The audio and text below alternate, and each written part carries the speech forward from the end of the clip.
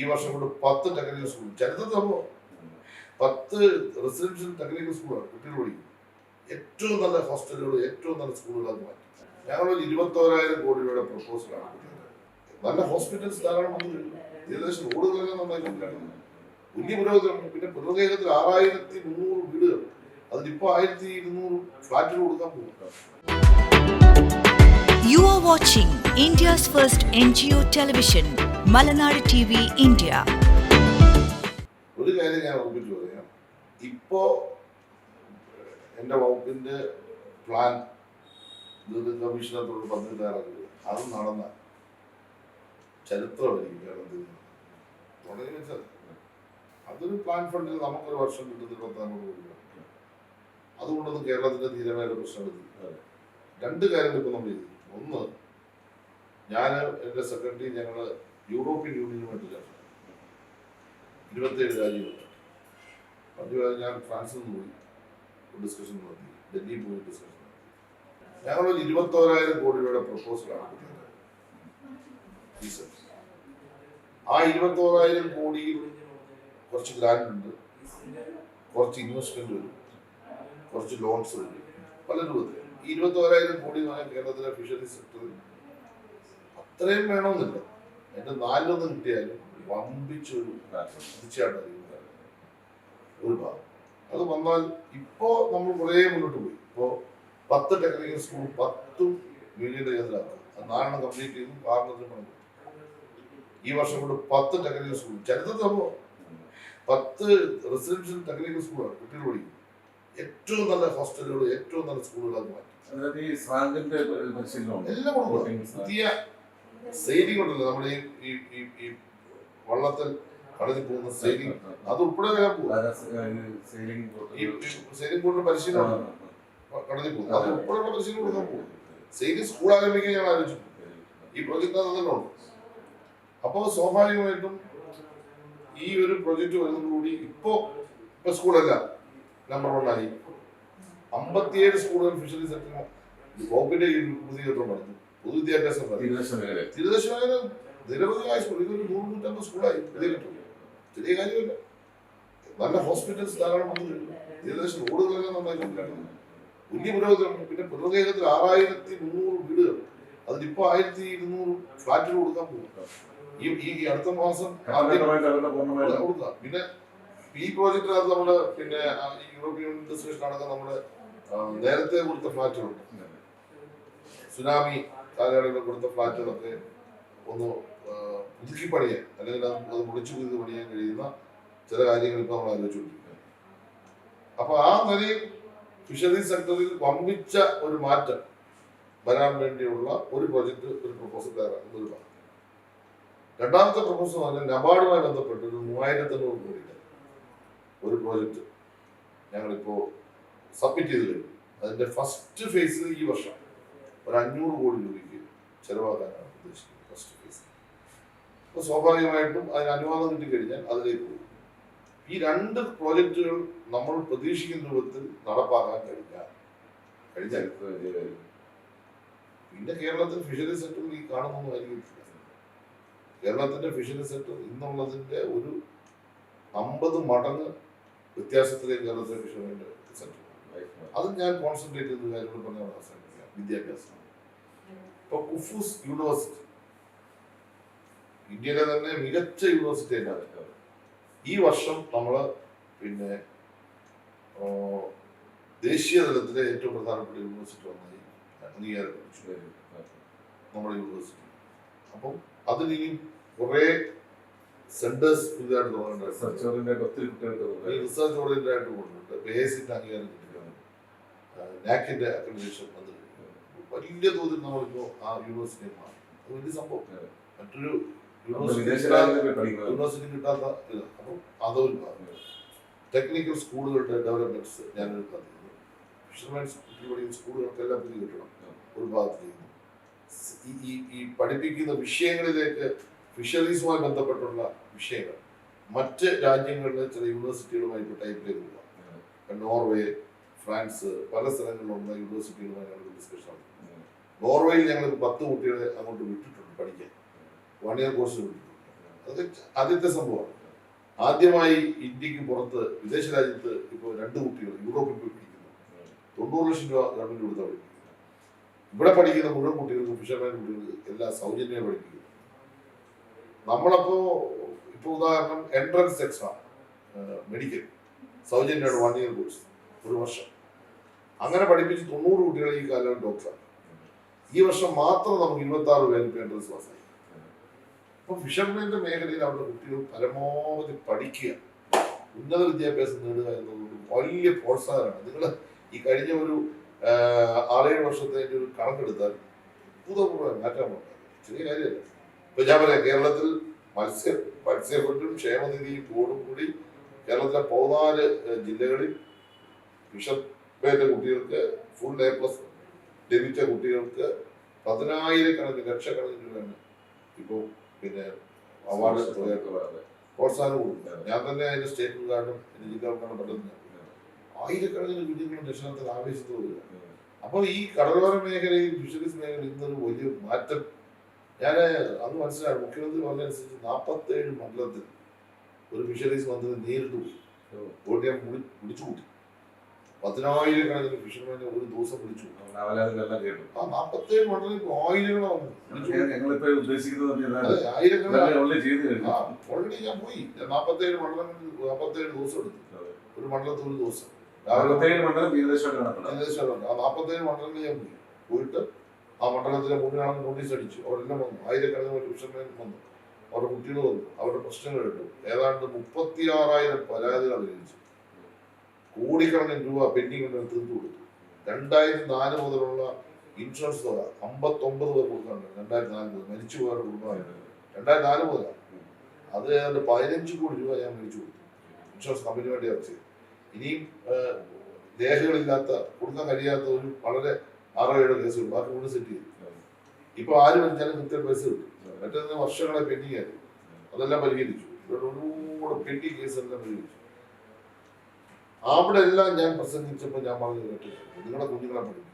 അപ്പൊ അതൊരു വലിയ പുതിയൊരു ബോധത്തിലേക്ക് നമ്മളിപ്പോ 10 ഈ ടെക്നിക്കൽ സ്കൂളിൽ ഇപ്പൊ നമ്മൾ 10 പ്രൊമോട്ടേഴ്സ് വെച്ചു. നല്ല ശമ്പളം കൊടുത്തു. ഈ വർഷത്തോടെ ശിവകുട്ടി മിനിസ്റ്റർ ആയിരുന്നു ഉദ്ഘാടനം. അവരുടെ ലക്ഷ്യം എന്ന് വെച്ച് കഴിഞ്ഞാൽ ഇപ്പൊ കൊഴിഞ്ഞു പോകും. അപ്പോൾ കുട്ടികൾ വരുമ്പോൾ മാനസികമായി ഒരുപാട് പ്രശ്നങ്ങൾ ഫിഷർമാൻ റൂട്ടിൽ അനുഭവിക്കുന്നു. കാരണം ഇവരുടെ ജോലി എന്ന് പറയുമ്പോൾ ഭയങ്കരമായി ടെൻഷനായിട്ട് ജോലിയാണ്. ഇവര് കടലിൽ പോയിട്ട് ഇവര് തിരിച്ചു വരുമെന്നുള്ള പ്രതീക്ഷ അറിയുന്നു. അത്രമാത്രം അപകടകരമായ ജോലിയാണ്. കുട്ടികളിൽ അത് ഭയങ്കരമായി അതിന് ഇമ്പാക്ട് ഉണ്ട്. അച്ഛനല്ലേ തീർച്ചയായിട്ടും സഹോദരൻ പലപ്പോഴും അവഗണന സംഭവിക്കുന്നത്. ഇവർ മാനസികമായി ഭയങ്കര ആഘാതം അടിക്കുന്നു.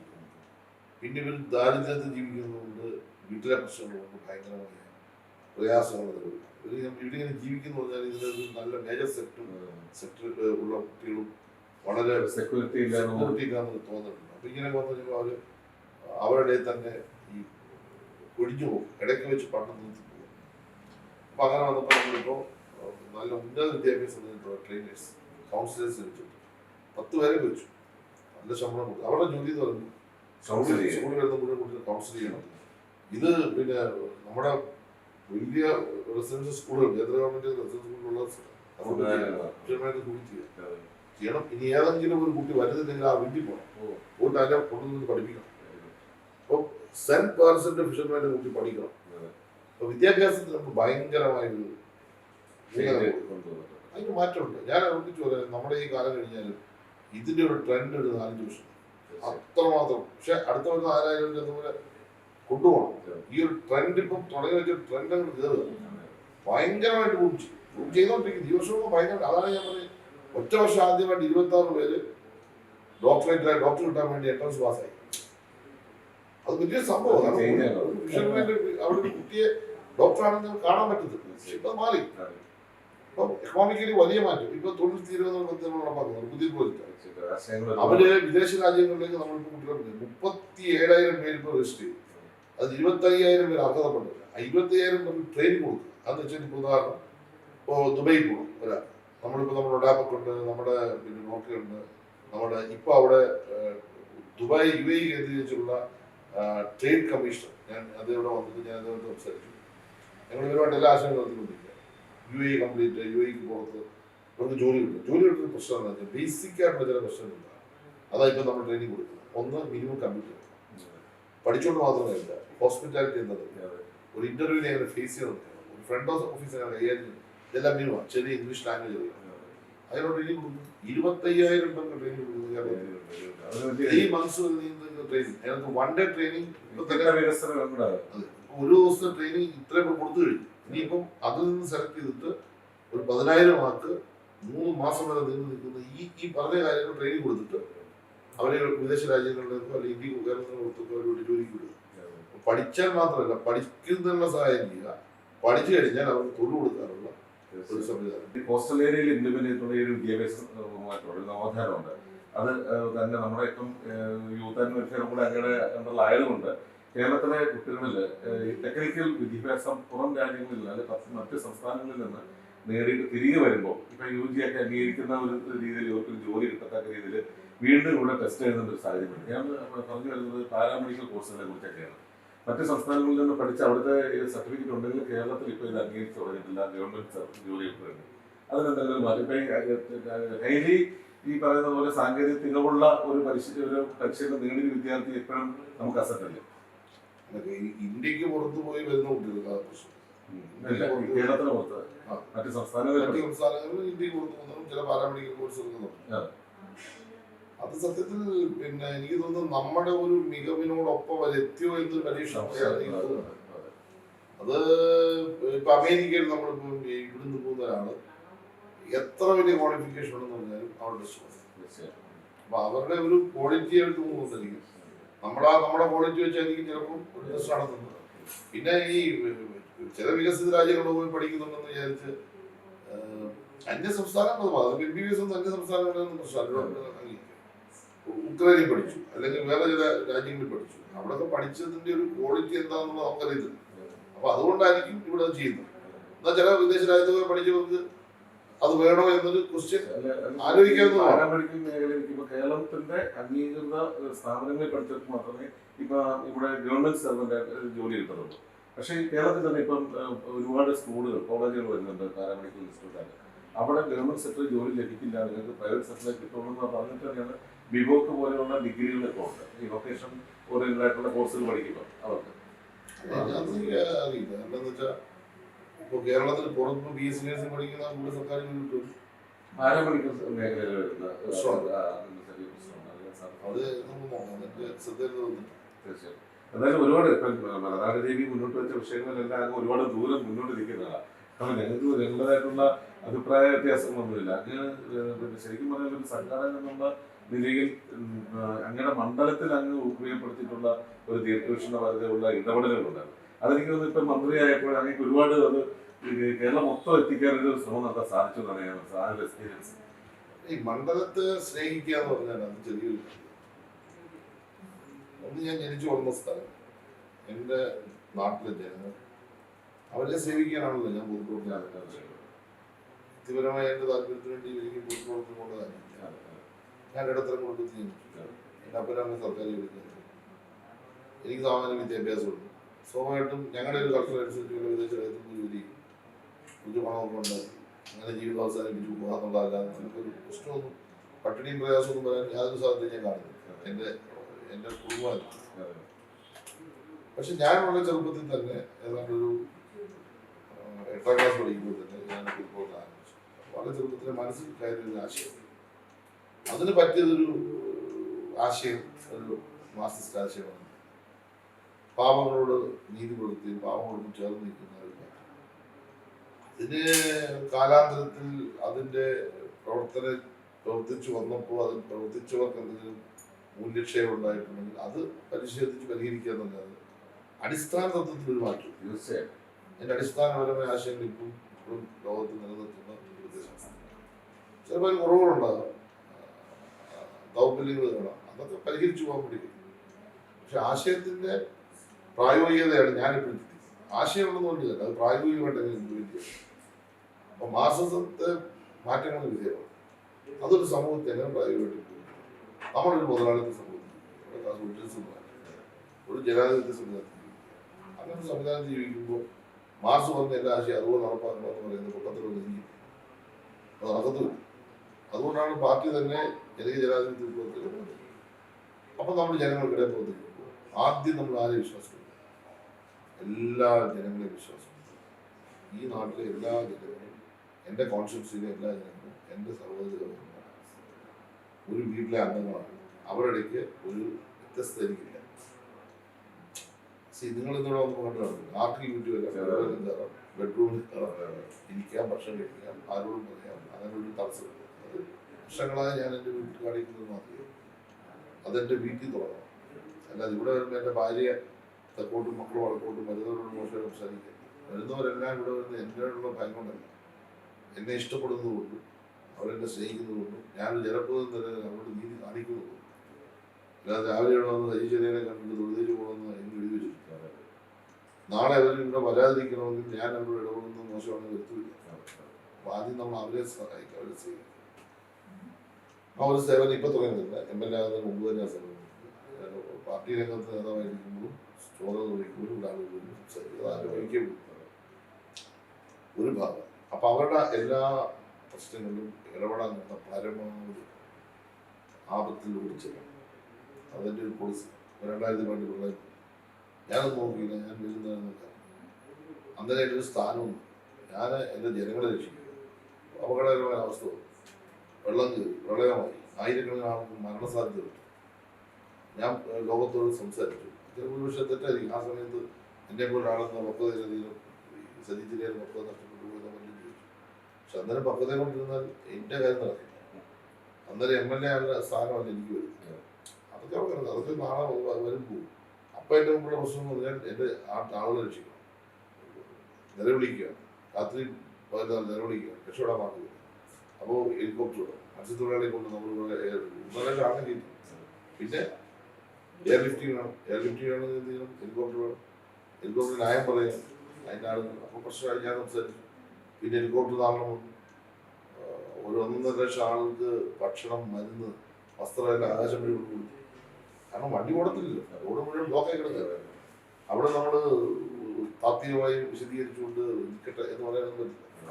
അന്നേരം ഇടപെടുക, ആ സിറ്റുവേഷനാണ് നമ്മൾ ഇടപെടുന്നത്. അത് വക്ത കുറവാണെന്ന് പറഞ്ഞാൽ പിന്നീട് ചിലപ്പോൾ നമുക്ക് തെറ്റായി പോയി. ഞാനത് ബോധ്യപ്പെടും, തെറ്റായി പോയി. അന്നേരത്തെ അവസ്ഥ എനിക്കത് ശരിയാണ് ഞാൻ പറയും.